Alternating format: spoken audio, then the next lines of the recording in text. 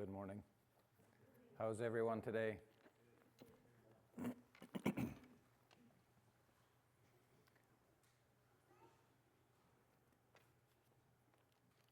Lights feel weird here, but I guess they're all on.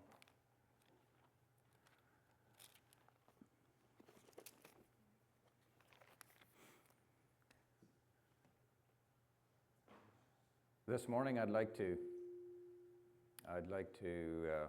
talk about something about a reality of God and of us that I find really precious. It's something that is very valuable to me in my own life because I feel like it affects me a lot. It's a big part of who I am. And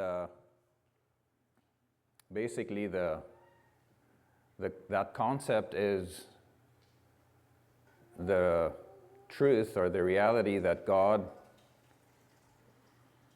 loves to use people who are weak, people who are less than perfect, people who have issues. And I feel like that person is me a lot of times in my life, and it gives me hope, it gives me joy, it gives me comfort, I guess, when I read and when I think of and meditate on the fact that God loves to use people like me who are weak, people like me who aren't perfect and who have issues. So I want to look into that a little bit with you guys and see if we can all be encouraged, because while some of you seem pretty near perfect to me, I don't think you actually quite are. So maybe you can take courage and take heart just like me. So I want to start by looking at the life of Gideon a little bit. He was kind of like me in a lot of ways, I feel like.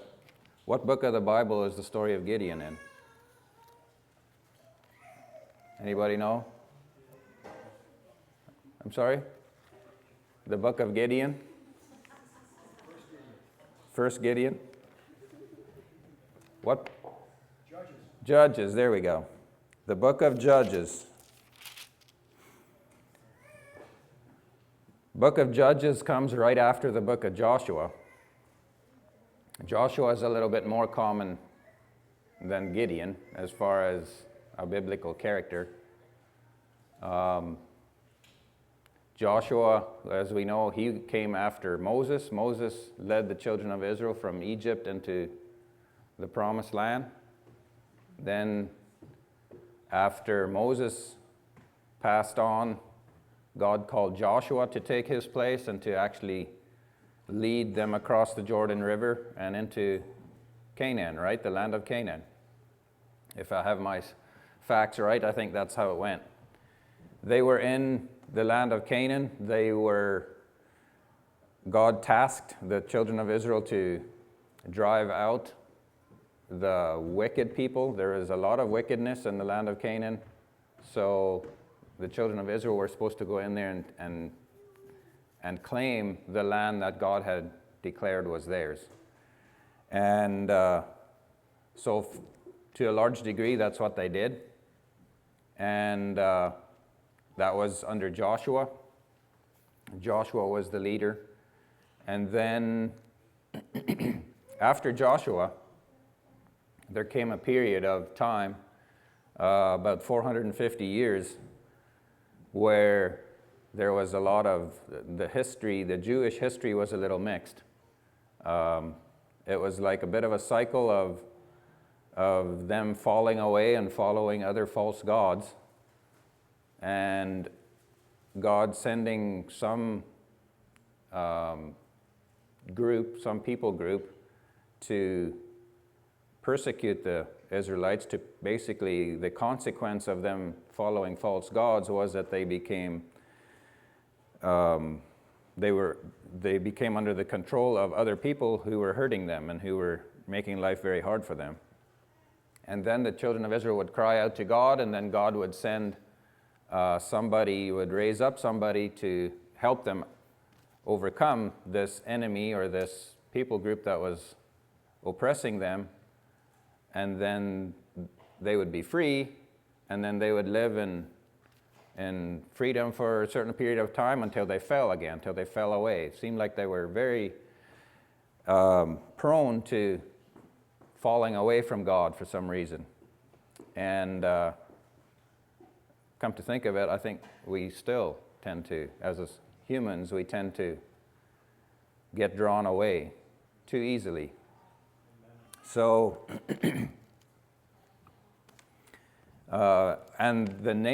during that time, the leaders that God would raise up to deliver his people were called judges. That's why the book of Judges has that name, is because they were called judges, or that's kind of the role that they were in, to liberate the people. Not sure why the word judge is used there, but haven't really done a study there. But anyways, so in this line of judges, which there's, I think, 14 of them from what I read, there's 14 different judges during this period. And the fifth one was Gideon. And the one before Gideon was actually a lady. Her name was Deborah, which is a very interesting story in itself, is how she helped free Israel. But then after she had freed Israel, then they fell away again, and then the Midianites came, what they call the Midianites. And they oppressed Israel very much during this time, which this is in Judges chapter 6, if you want to look at it. We'll read quite a few verses actually in Judges 6 and 7. But the Midianites came and they destroyed the Israelites' crops. That was a big thing that they did. Anything that the children of Israel would plant, the Midianites would come and destroy it. They were very antagonistic. And I think it doesn't say here clearly, but I think they caused them physical harm too, and probably killed a bunch of Israelites too. I don't know for sure, but that's kind of typical in that type of story. It was scary enough anyways that the Israelites would go to the mountains and dig caves in the mountains to hide from the Midianites. It was that bad. They were that scared of them. And that's how mean the Midianites were. So it's in that setting is where there's a young man named Gideon one day, and he doesn't feel very strong or very perfect or very courageous. And but the Lord meets him. So I'd like to start reading in Judges 6, verse 11, and we'll read the rest of that chapter. And just follow along. Follow the story of a young man named Gideon and how the Lord chose him for some reason, and how it took some convincing, but eventually Gideon got there where he embraced the call that the Lord had on his life. So Judges 6, verse 11. Now the angel of the Lord came and sat under the terebinth tree, which was in Ophrah, which belonged to Joash, the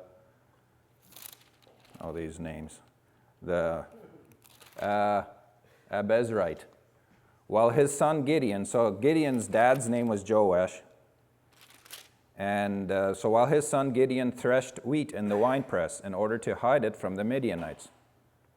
So here's Gideon threshing wheat in a winepress. So a winepress, they weren't all the same, but a lot of the wine presses in those days were kind of like pits in the ground. They'd have out of a stone or brick or whatever, something like that. They would form a hole in the ground where they would put grapes in and walk around and stomp on them, and then the grape juice then would flow into a container next to it. But it would be a it would be sometimes, from the pictures I've seen of what archaeologists dug up, they can be fairly deep, like more than 6 feet deep, and probably 10, 12 foot or even bigger in diameter. A hole in the ground like that is what was a wine press. And so based on the imagery given here of how he was in this wine press because he was afraid of the Midianites seeing him, it sounds like he was in a hole in the ground like that, threshing wheat. And so that the Midianites wouldn't see him and come and, I guess, take all his wheat or whatever they would threaten to do. So he's in this wine press threshing wheat. And then all of a sudden the angel of the Lord appears to him and said to him, "The Lord is with you, you mighty man of valor." So all of a sudden there's an angel shows up while he's in this hole in the ground and says, "You're a mighty man of valor." Not exactly what he was feeling like, I don't think. Gideon said to him, "O my Lord, if the Lord is with us, why then has all this happened to us? And where are all his miracles which our fathers told us about, saying, 'Did not the Lord bring us up from Egypt?'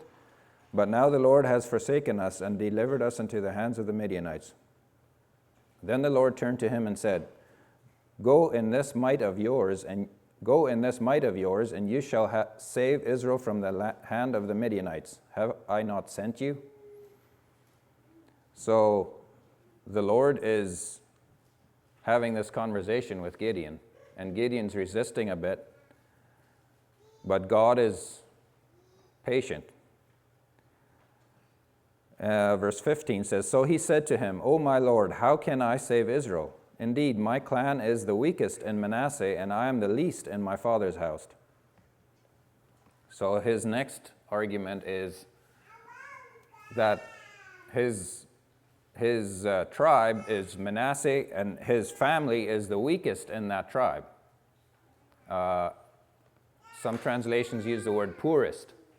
It seems like Gideon's family was a poor family. They weren't a high up, rich and wealthy and highly looked upon family within Manasseh, the tribe of Manasseh.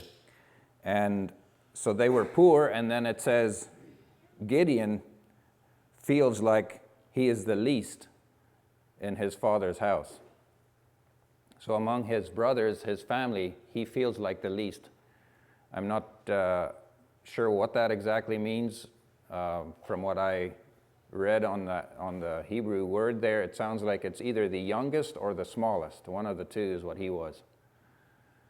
So not only is he of a family that's known to be poor, he in his immediate family, he's either the smallest or the youngest of them. And so why, God, why are you calling me, is kind of his point. Like, you would have picked anybody else if you really wanted somebody to lead Israel against the Midianites, right? And the Lord said to him, "Surely I will be with you, and you shall defeat the Midianites as one man." Then he said to him, "If now I have found favor in your sight, then show me a sign that it is you who talk with me. Do not depart from here, I pray, until I come to you and bring out my offering and set it before you." And he said, "I will wait until you come back." So now Gideon wants to bring an offering. If it's really the Lord God talking to him, then he wants to bring an offering to him. So Gideon went in and prepared a young goat and unleavened bread from an ephah of flour. The meat he put in a basket, and he put the broth in a pot, and he brought them out to him under the terebinth tree and presented them. The angel of God said to him, "Take the meat and the unleavened bread and lay them on this rock and pour out the broth." And he did so. Then the angel of the Lord put out the end of the staff that was in his hand and touched the meat and the unleavened bread.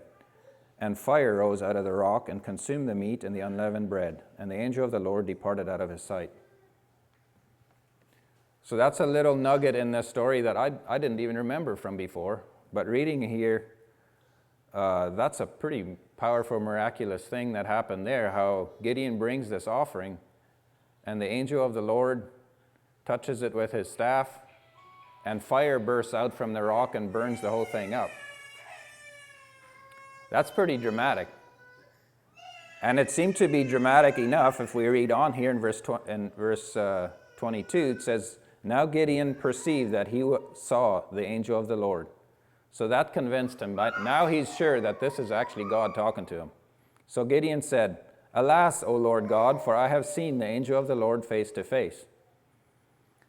He thinks he's going to die now because he saw the Lord face to face, the angel of the Lord. Then the Lord said to him, Peace be with you, and do not fear, you shall not die. So Gideon built an altar there to the Lord and called it, The Lord is Peace. To this day it is still in Ophrah of the Abiezrites. Now it came to pass the same night that the Lord said to him, So this was during the day, I guess, and that same night, that same evening, God talks to him and gives him further instructions. He says, Take your father's young bull, the second bull of 7 years old, and tear down the altar of Baal that your father has, and cut down the wooden image that is beside it. So this is the Baal worship that was going on. Gideon's dad had an altar to Baal and had an image of Baal sitting there. That's how active and how close to Gideon this type of lifestyle was. Now God is telling him to tear all that down, tear his dad's Baal worship scene, that whole thing. He's supposed to tear it down. And God says in verse 26, And build an altar to the Lord your God on top of this rock in the proper arrangement, and take the second bull and offer a burnt sacrifice with the wood of the image which you shall cut down. So Gideon took 10 men from among his servants and did as the Lord had said to him. But because he feared his father's household and the men of the city too much to do it by day, he did it by night. So he's still a little scared. He's convinced by now that God is the one talking with him, and he wants to follow the Lord. So he's doing it, but he's like, man, I'm going to do this by darkness so that people don't see me doing it. Because it's a pretty big act that he's doing, right? His dad's religious worship ceremonial place, whatever you call that, he tore it down and actually burnt it. He used the wood that this idol was made of and burnt it on the altar to God. Pretty incredible scene right there. And so he does it by night because he's scared of what his dad or the other men of the community are going to do to him if they see him. Verse 28, And when the men of the city arose early in the morning, there was the altar of Baal torn down, and the wooden image that was beside it was cut down, and the second bull was being offered on the altar which had been built. So they said to one another, Who has done this thing? So they come in the morning and see all this destroyed, and they're like, Who has done this? They're upset. And when they had inquired and asked, they said, Gideon, the son of Joash, has done this thing. Then the men of the city said to Joash, Bring out your son that he may die, because he has torn down the altar of Baal, and because he has cut down the wooden image that was beside it. So they're furious, the men of the community. They actually literally want to kill Gideon now because he has supposedly done this. So they come to Joash. But Joash said to all who stood against him, Would you plead for Baal? Would you save him? Let the one who would plead for him be put to death by morning. So Joash has has enough integrity in him, I guess, that he doesn't side with the men. He realizes that if Baal can't help himself, then why are we trying to save Baal? I mean, if Baal is really who we think he is, then let Baal help himself. If he is a god, let him plead for himself, because his altar has been torn down. Therefore on that day he called him Jerubbaal, saying, Let Baal plead against him, because he has torn down his altar. Then all the Midianites and Amalekites, the people of the east, gathered together, and they crossed over and encamped in the valley of Jezreel. But the Spirit of the Lord came upon Gideon. So at this point it says the Spirit of the Lord came upon Gideon. I think there was a moment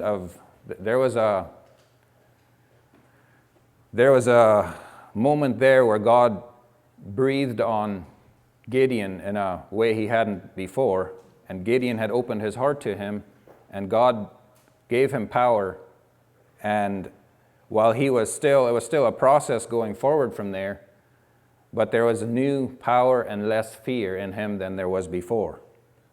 It was a significant moment. But the Spirit of the Lord came upon Gideon. Then he blew the trumpet, and the Abiezrites gathered behind him. And he sent messengers throughout all Manasseh, who also gathered behind him. He also sent messengers to Asher, Zebulun, and Naphtali, and they came up to meet them. So Gideon is now, he says he blows the trumpet, so somehow that was a signal, and people started gathering around him. And from like 3 or 4 tribes of Israel, these are thousands of men, thousands of people are coming and joining him now. So Gideon said to God, if you will save Israel by my hand, as you have said, look, I shall put a fleece of wool on the threshing floor. If there is dew on the fleece only, and it is dry on all the ground, then I shall know that you will save Israel by my hand, as you have said. So Gideon is still, God has showed him all this stuff already and done these miracles for him, and there's still something in Gideon that says, Lord, give me just a little bit more proof here that you are actually the one talking to me. And if you picture the Midianites and how mean and how destructive they've been, and this has been going on for 7 years. Earlier in the chapter, it talks about 7 years that the Midianites have been holding the Israelites under oppression like this.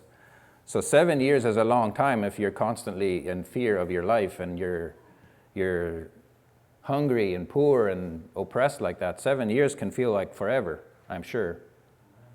And the Midianites are a huge army. The Midianites and Amalekites here that are gathered against them. It says just before this, or the verse we read here in 33, it says, then all the Midianites and Amalekites, the people of the east, gathered together, and they crossed over and encamped in the valley of Jezreel. So there is a move of the Midianite army coming against them. At the same time now that God is calling Gideon up. So, and this army is an army of at least 150,000 men. This is no small little group of a few hundred people, a few hundred angry men. This is hundreds of thousands. I don't know how many, but later we won't read that whole ending of this story, but at least 120,000 men were killed when the Midianites fight each other. Later on in the story, it says 120,000 men were killed. So there's a large group of men coming against Gideon and his small group of a few thousand. So I guess I say all that to just picture where he's at, and that maybe it's not crazy that he's like, God, really? Are you sending me against these hundreds of thousands of people with all their swords ready to kill us? He really wants to know for sure that God is with him and that it's really God telling him to go. So Gideon said, I read this first part. So he's asking God for this sign. If there is dew on the fleece only and it is dry on all the ground, then I will know that you will save Israel by my hand, as you have said. So, and it was so. When he rose early in the next morning and squeezed the fleece together, he wrung the dew out of the fleece, a bowl full of water. So it happened just as he had asked the Lord. And then he's like, sorry, God, please, can we do one more time? Then Gideon said to God, do not be angry with me, but let me speak just once more. Let me test, I pray, just once more with the fleece. Just in case this was some freak natural occurrence, that the fleece was all soaked and the ground was dry. Let's do it the opposite this time. Let it now be dry only on the fleece, but on all the ground let there be dew. And God did so that night. It was dry on the fleece only, and there was dew on all the ground. I'm amazed at how patient God was with him. Aren't you? Like, come on, Gideon, how many times do I need to tell you? How many times do I need to show you? But Gideon was Gideon was a human. He was a flawed person. He was weak. He really was. He wasn't this courageous, amazing person who had all his life been the leader of his pack and the one who was never afraid of nothing. That wasn't who he was. He had a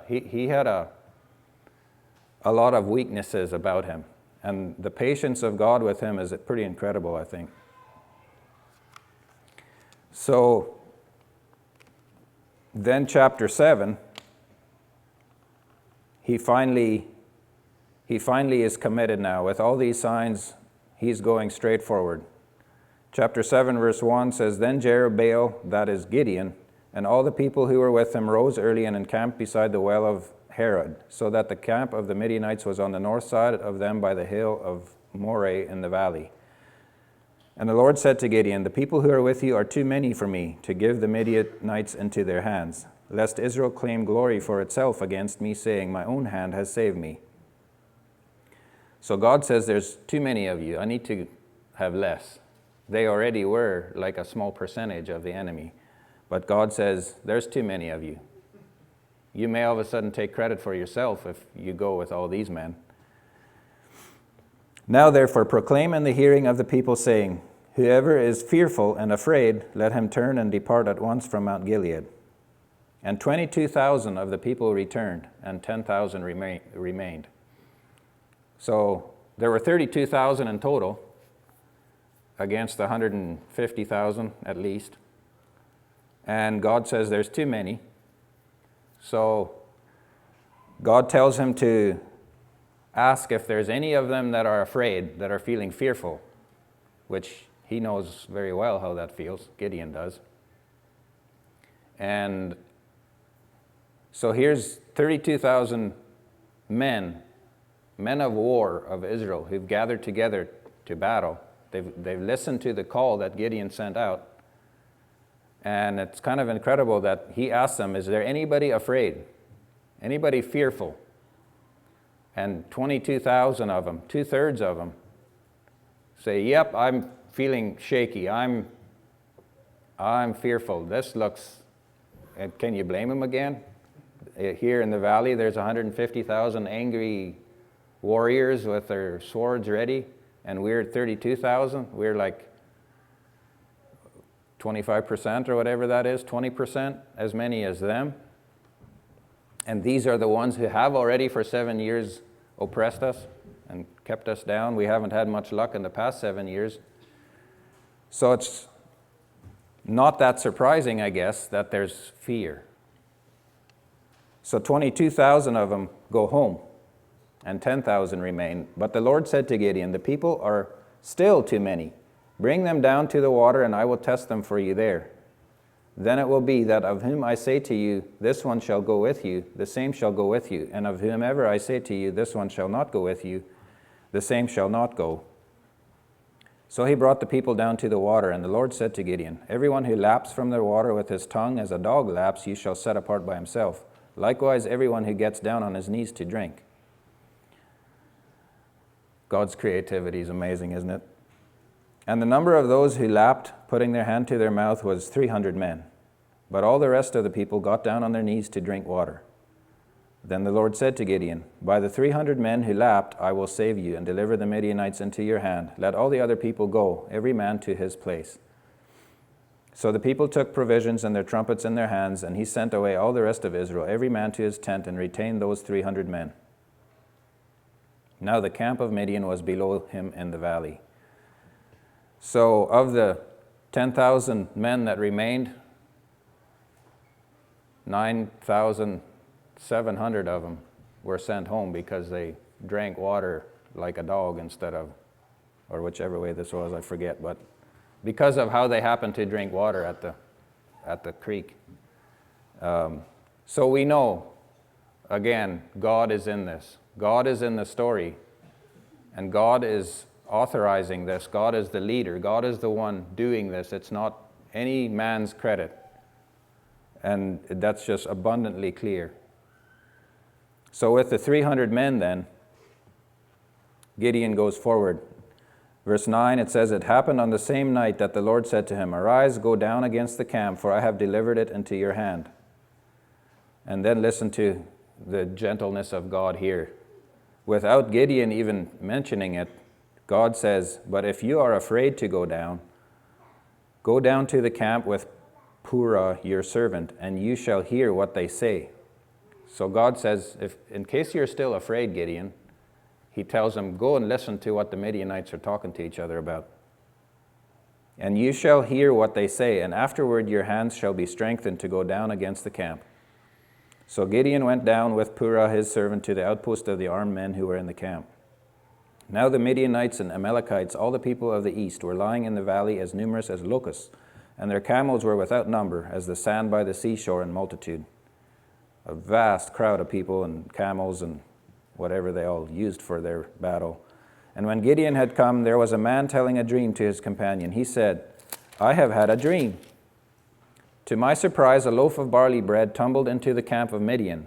It came to a tent and struck it so that it fell and overturned, and the tent collapsed." So one of the men had a dream at night, and he's telling about his dream of a barley bread tumbling into their camp and striking a tent, and it falls over and collapses.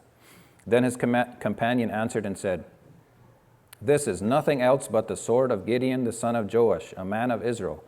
Into his hand God has delivered Midian and the whole camp." So there is an interpreter for him and explained to him what that meant. And so it was, when Gideon heard the telling of the dream and its interpretation, that he worshipped.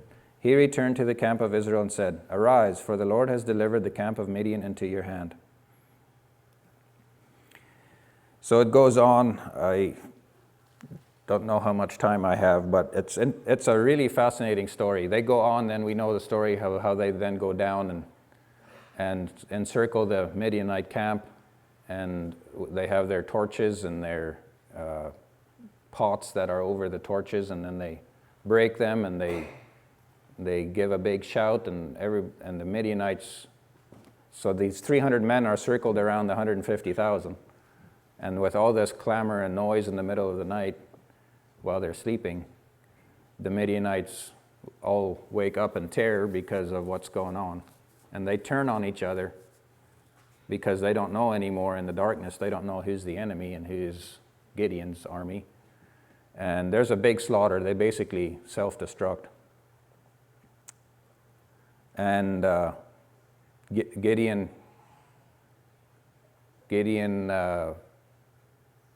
celebrates the great victory. He comes home, and it's just all around an amazing God thing that happened.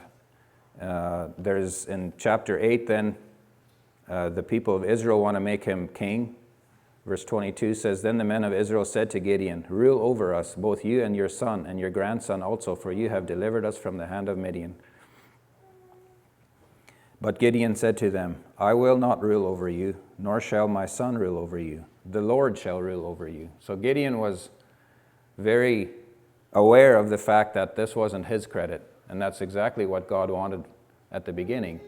God didn't want him or his men to get the credit, or to think that it was them who did it. And Gideon got that. So very impressive to see the journey of Gideon, and how at the end of this successful story, the end of this battle, Gideon still remembers and still acknowledges, it's not me, it's God. Let God rule over you. And it says later on that after this, the Israelites had peace for 40 years. 40 years. So after these 7 years, and then this big battle that God worked, Israel had 40 years of peace. So Gideon was a man that was weak. He had fears, he had issues. Got to dig out my notes. Just been rambling so far. Gideon was a small and a weak man, and God used him. God chose him because God was the one fighting the battle. It wasn't man.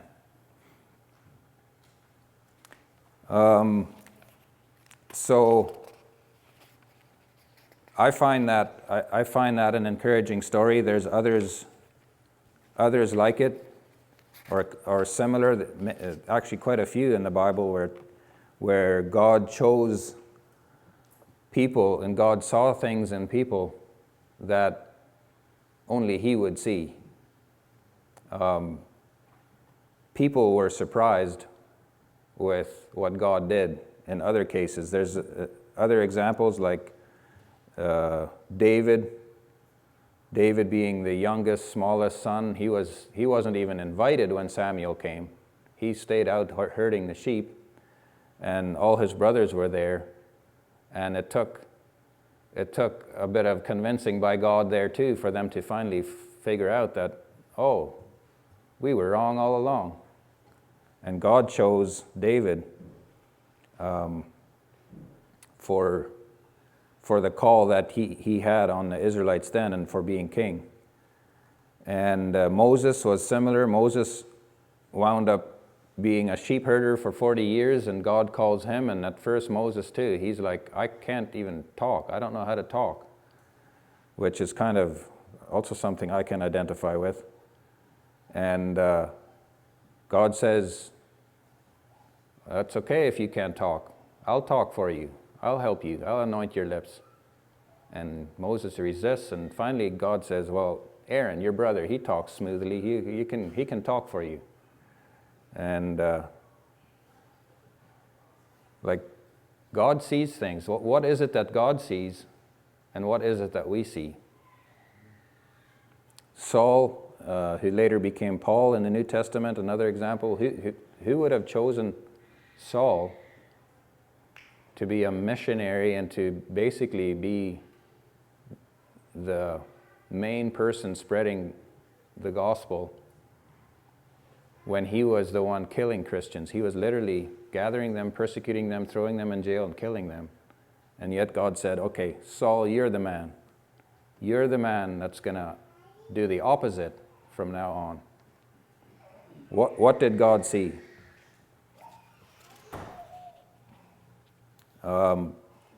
Timothy is another one. Timothy was also a young man. I'm not sure of his age, but he was a young man. And yet he was called to lead the church, or lead, I think, a congregation or something.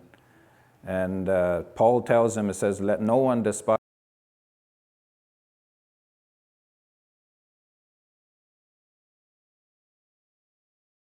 Paul tells Timothy, don't worry about being